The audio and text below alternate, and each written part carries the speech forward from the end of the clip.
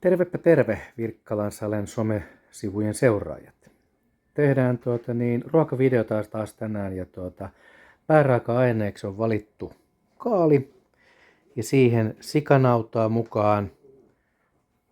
Tulee kananmunaa, sipulia, voita, vähän siirappia, maitoa, vettä ja riisiä ja mausteeksi mustapippuria ja suolaa. Tehdään semmonen kaalipaistos ruotsalaiselta nimeltään kålpudding. Ja lähdetään tekemään vaiheita pois. Katsotaan, tästä tulee hyvä, herkullinen, riittoisa ruoka joka pöytään. Homma kannattaa aloittaa riisin keittämisellä ja huudetaan riisistä tärkkelykset pois. Kun riisi on kiehumassa, poistetaan kaalista kanta ja sitten pilkotaan.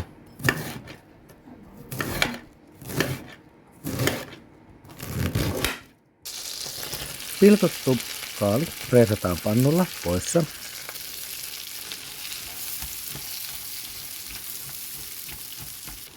Maustetaan pannulla oleva annos noin puolella teelusikoista suolaa ja 2 ruokalusikallisella siirappia. Paistellaan pannulla sen aikaa, että tuo kaali alkaa saamaan hieman väriä. Seuraavaksi vuorossa onkin pilkottujen sipuleiden freesaus.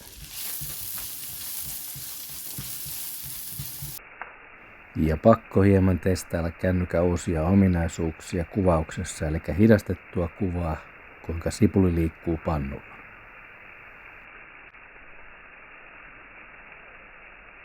Jos tuon pannulle ei kaikki mahdu ja tulee paistettua tuota kaalia sitten useampia annoksia, niin kun kaikki on valmista, niin lopuksi sitten kaikki, mitä on paisteltu, niin laitetaan samaan aikaan tuohon pannulle.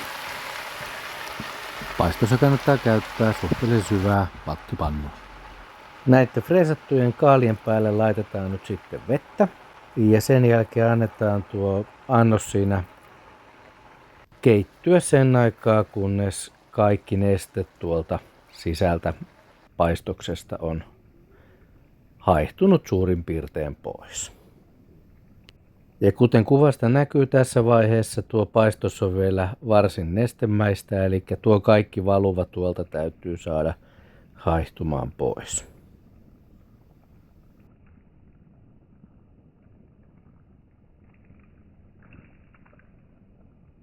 Sillä välin kun tuo kaali tuolla paistuu pannulla, niin voidaan tehdä sitten tuo väliin tuleva, kaalin 2 kerroksen väliin tuleva liha-annos, johon tulee tosiaan tuo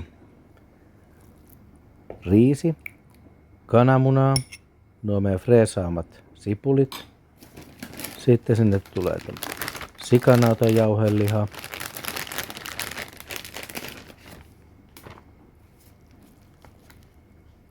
Ja tosiaan raakana, eli tästä tulee ihan niin kuin tehtäisiin lihamureketta melkeinpä. Itselläni tässä on tupla-annos jälleen tulossa, kun porukkaa perheessä syömässä paljon, mutta laitan teille tähän sitten yksinkertaisen annoksen. Maustetaan mustapippurilla.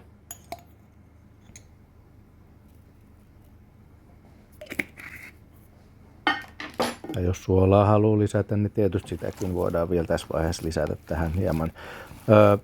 Sitten vaan sotketaan kaikki keskenään. Eli tehdään tästä semmonen taikina.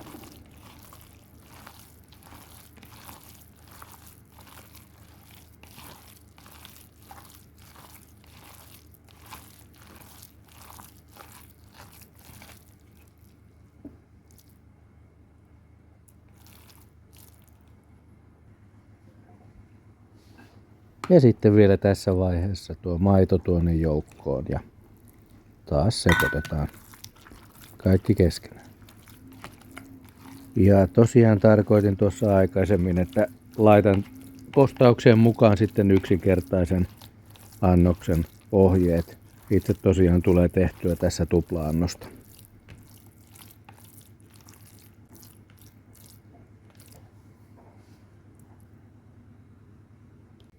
Nyt meillä sitten onkin kaikki aineosat kasassa, eli loppuun jää sitten tämä latominen.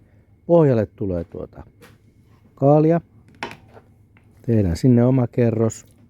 Tämän päälle tulee sitten tämä meidän lihamureketaikina, mikä lie nimeltään, mutta tämä lihaisa osuus tähän väliin.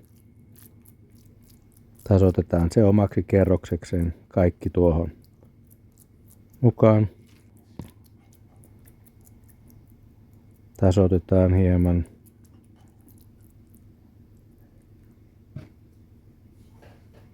Ja sitten lopuksi kaadetaan tuo jäljellä oleva kaali siihen päälle omaksi kerroksekseen. Eli piirtetään puolet ja puolet kaikesta paistetusta kaalista. Puolet alle ja puolet tulee sitten tähän päälle.